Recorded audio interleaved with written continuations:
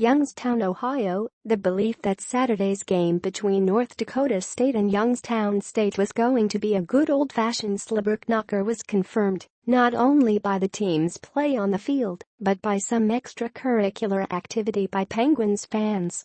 After the Bison's Urzendowski made an ESPN-worthy touchdown catch early in the second quarter, left-handed on a bullet throw to the corner of the end zone by Easton Stick, a Youngstown State fan threw a bowl of chili on the NDSU receiver as he was jogging back to the bench.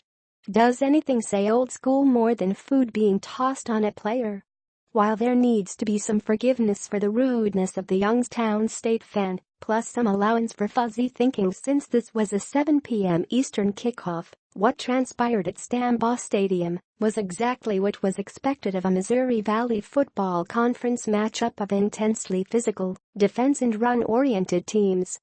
In today's world of never-ending media hype and social media titillation, the game between the Bison and Penguins actually accomplished a rare thing: it lived up to the hype. Cam Pedersen booted a 36-yard field goal in overtime to give the Bison a 27-24 victory in a turnover-free, superbly played football game between two high-level football championship subdivision teams. Applause all around. Give the Bison the upper hand in the brutal conference race. They improved to 3-0 in the league and 6-0 overall. The first leg of the gauntlet section of their schedule is out of the way with a victory. NDSU has a 2-game lead on preseason league co-favorite South Dakota State, now 1-2 in the league, which suffered an ugly home loss to Northern Iowa on Saturday. The Bison also lead Youngstown State by 2 games. NDSU is tied atop the valley with surprising South Dakota, which is also 3-0 in the league and 6-0 overall. The November 11 game at the Fargo Dome between NDSU and United States dollars is looking more important by the week. This game turned into a showcase of talented quarterbacks. Stick was the main weapon for the Bison, rushing for 172 yards on 11 carries.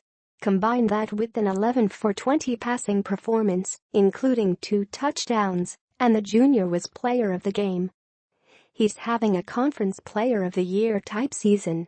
Stick was Superman for the Bison, electrifying the crowd of 16,408 with his legs. After showing remarkable athleticism on some runs in the first 3 quarters, he turned on the Jets on an 80-yard touchdown run on the first play of the fourth quarter. It gave NDSU a 24-17 lead. On the other side was Nathan Mays, Youngstown State's redshirt freshman quarterback. He, too, was his team's best weapon, running for 81 yards and throwing for 2 touchdowns. Mays was Superman for the Penguins. His perfect pass to Damon Patterson on a 3rd down and 6 late in the fourth quarter went for 35 yards and kept alive a critical drive. 2 plays later, Mays sprinted for a 36-yard gain to the Bison 21. It was a play that set up Youngstown State's tying touchdown. Both teams were excellent defensively, as expected. While much of FCS is pitching, catching and running up and down the field at will, these teams made every yard valuable. The Bison may have seen a breakout game from a future star defensive player. Redshirt freshman Jabril Cox was all over the field after taking the place of senior Chris Board, who left early with a knee injury.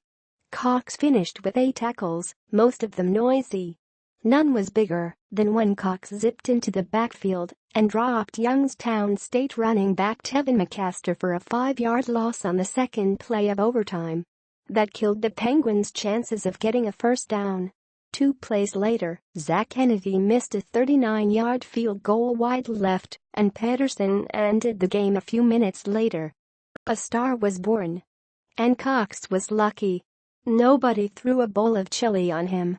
Although, given the outcome, he probably wouldn't have minded.